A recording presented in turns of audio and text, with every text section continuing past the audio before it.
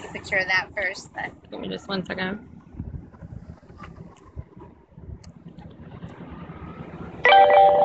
So this is Elizabeth Vega, and Elizabeth is a local activist. And I know on Twitter, everybody's been watching the pumpkin protest and some of the arrests.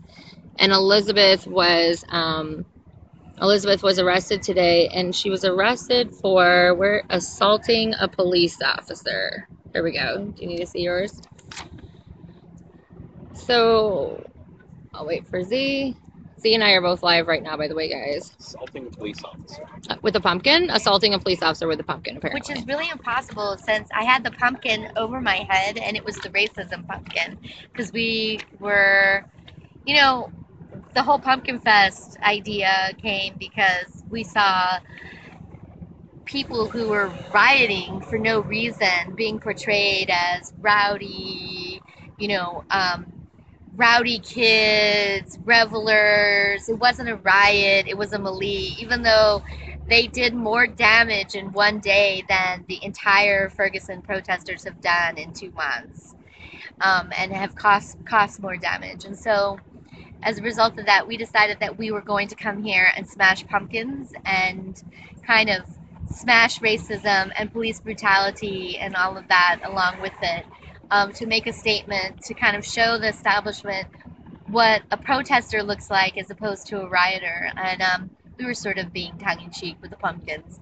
But we were told that we would be arrested if we smashed the pumpkins. And so there was 3 of us that were very, okay, we're going to go ahead and smash the pumpkins in an act of civil disobedience.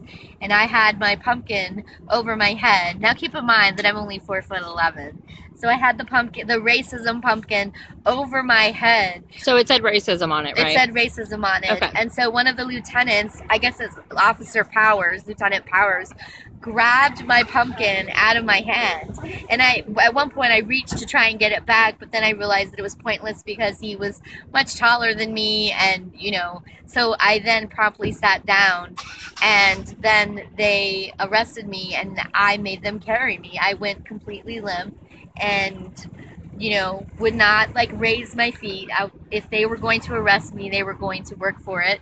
So they carried me crowd surfing style through the doors, and lo and behold, my 2 friends who smashed the pumpkins, Derek Laney and Margaret, they got charged with littering, and I got charged with assaulting a police officer. So how many people got arrested? 3 people got arrested. So, only 3. So how many people were here total? It was a small crowd. It was only about maybe 5 or 10 people and quite a lot of pumpkins, which I'm sure they all didn't get smashed because we had a whole wagon full.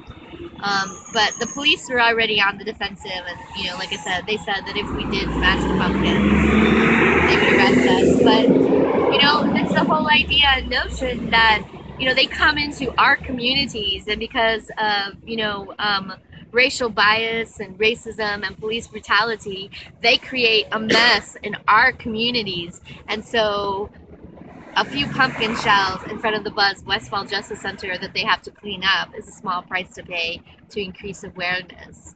But yeah, apparently they didn't particularly like our metaphor.